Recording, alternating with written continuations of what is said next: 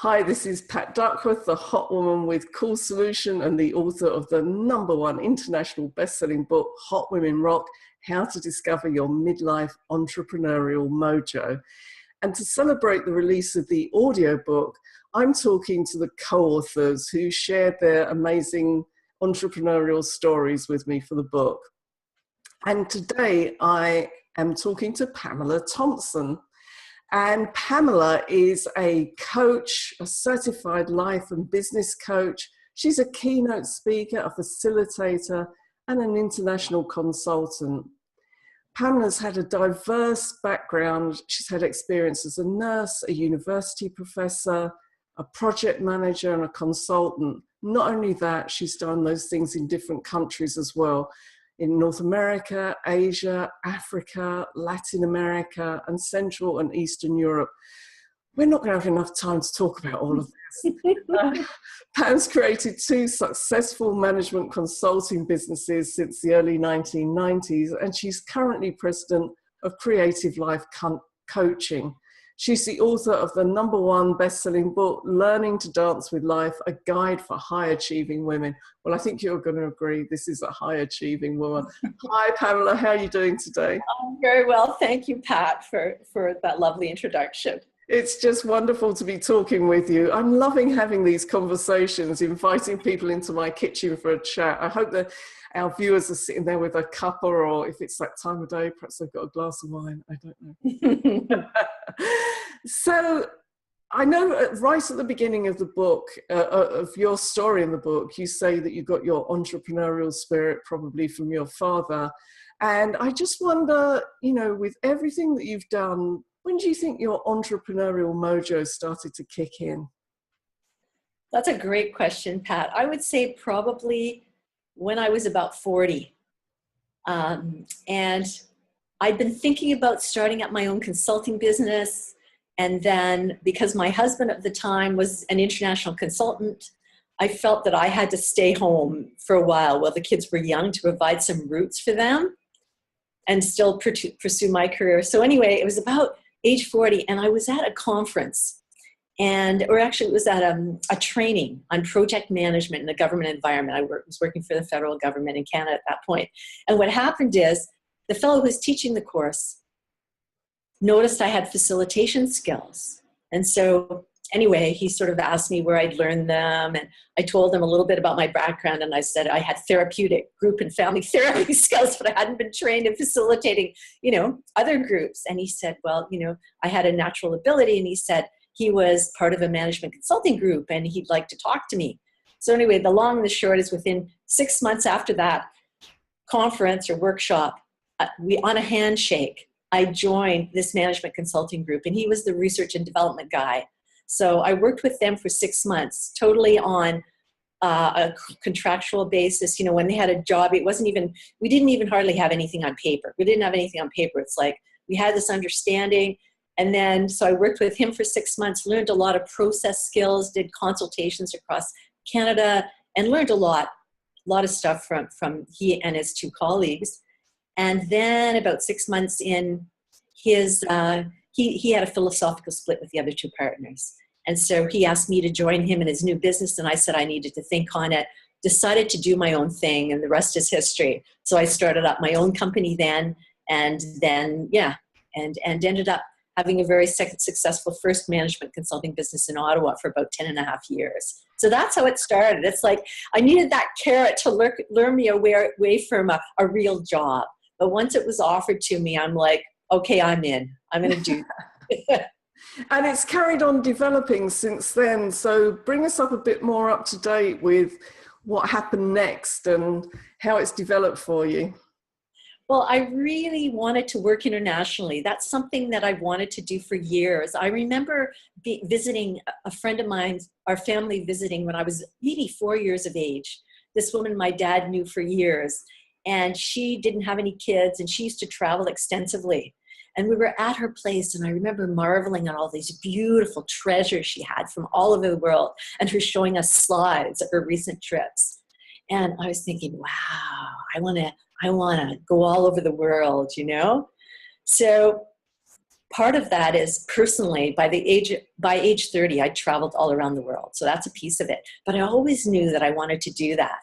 However, when my kids were young, I felt I needed to maintain that base. So it wasn't until our youngest was 17 and our daughter was already at university at 19 that I decided to put feelers out to do more international work, because I was doing small contracts, but I wanted to go bigger and manage and consult on really big projects in the developing world. And so I reached out in my network, ended up meeting with the VP of a management, an international consulting group, and they were looking for health sector specialists, and I'm specialized in the health sector. So anyway, I ended up joining them for about 4.5 years and moved from Ottawa to Calgary at that point, and then got into international consulting and did that, managed big projects in places like Nigeria and Pakistan, had offices with staff on the ground in these countries, and would go like every 4 to 6 weeks or every 3 months or so for 4 to 6 weeks to monitor and build capacity and that kind of thing. So that grew, and through that, I got the opportunity to learn a lot and work with people on the ground, not only flipping in and flipping out, but really directly, building capacity, creating vision. When you get funding, because these were donor funded projects, when you get funding, what you have to do, you get funded within parameters, and then you have to go on the ground when you win a bid, and you work with the locals. And the big thing is you want to build ownership from the beginning. So anyway, so I really loved facilitating these processes with multiple stakeholders on the ground in different countries, and creating this vision of where this 5-year project would take us, and then hiring staff and working with them and developing collaboration. So learned a lot, and I've had some amazing opportunities to live and work in many countries around the world. Fantastic. Then you had a bit of a burnout only about, 4 or 5 years ago. You were really feeling the pressure of all this work that you were doing. Yes, what happened is I had left the consulting group, and I was independently consulting, and I spent 13 months on the ground in Kabul in Afghanistan, working with the Ministry of Public Health. And then I worked with a not-for-profit and that promoted women's and children's rights around the world. And it was crazy stuff I was doing in about 7 countries around the world. And then I ended up being offered the opportunity to consult with that group for about 6 more months, only part-time, a couple days a week. And I was this close to signing, and I asked to sleep on the decision. And I awoke, and I felt just like a lemon that had been squeezed dry. And I knew in that moment I need to take a break. And I knew that I wouldn't be able to compartmentalize that work into 2 days a week, that knowing me and the organization, it would take over my life. So I said no. I got back in touch, and they were shocked. And that was the time when I finally, after a number of years of pushing myself and actually being very passionate about the work I was doing, but because of the type of work it was, there was always more to do, right? And just realized, okay, I need to take time for me. Yeah. And that's when I took some time and, reconnected with friends and family, did yoga, started to meditate, reconnected, did a lot of stuff. And that's when, within about 4 or 5 months, I got the idea for my book and started to write my book, Learning to Dance with Life. So this is why you reach out now to high achieving women, because of what you've experienced yourself? That's correct. Yeah, Pat. It's like initially I was thinking of doing a generic self-help book. Then I actually talked to a publisher, and she said, who's a group that you really relate to? And I said, high achieving women. And so I reframed the book to focus on high achieving women. That said, the 7 keys in it still are appropriate for people from all different types of people, both women and men. Yeah, exactly. So this is Pat Duckworth, the hot woman with cool solutions, and I'm talking to Pamela Thompson. And one of the neurological levels that I talk about in the book that helps to really align you and make you successful is understanding your purpose. I can hear so much passion when you talk about what you do, Pamela, but tell us a bit more about what you feel that your purpose is now. Okay, well, it came to me probably in 2008, and it is to help build peace in the world, one woman at a time. Because when I help a woman find inner peace, she can then build it in her family, her community, her workplace, and it ripples out to the world.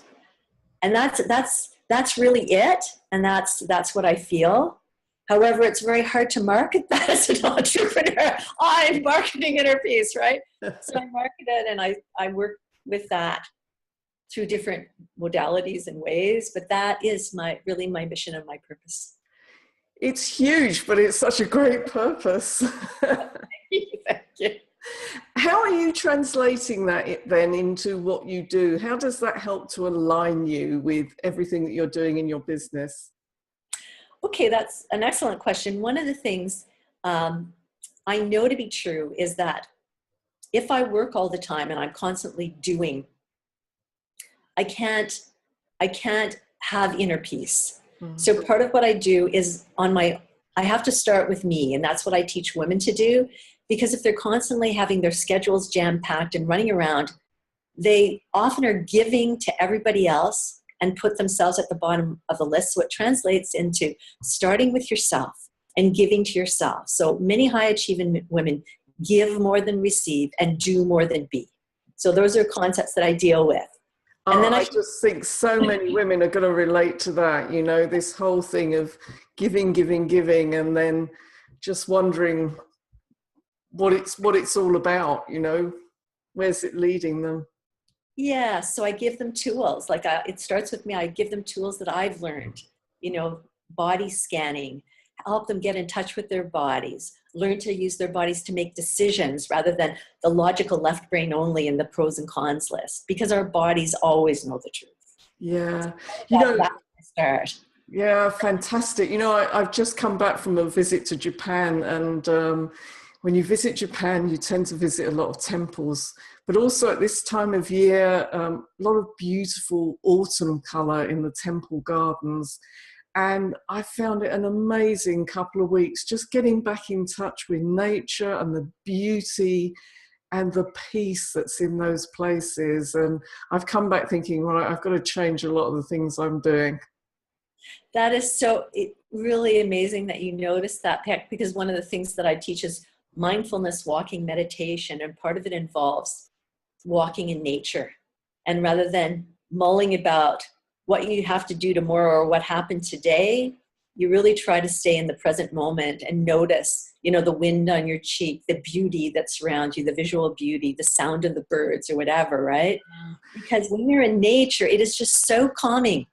And it's so powerful, and it's not like you have to pay a lot. You don't have to travel to Japan. You could find it in a beautiful park in England or wherever, right?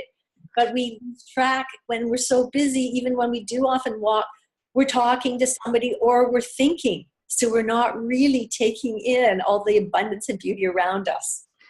That's just such a great point, and such a great tip to give to other women is, if you're starting to feel a little bit stressed or overwhelmed, or even if you're starting to feel a bit down, get out into nature. Just walk down the street, look at the trees, look at the sky, look at the clouds, and you just start to get more grounded and more at peace with yourself. I mean, last week, I just felt amazed watching leaves blow off a tree. You know, I thought, I've come all this way to watch leaves blowing off a tree, but it was so beautiful. It was, you know, and I had such a fabulous time just being there and just in that moment of observing nature and autumn at work, you know, amazing.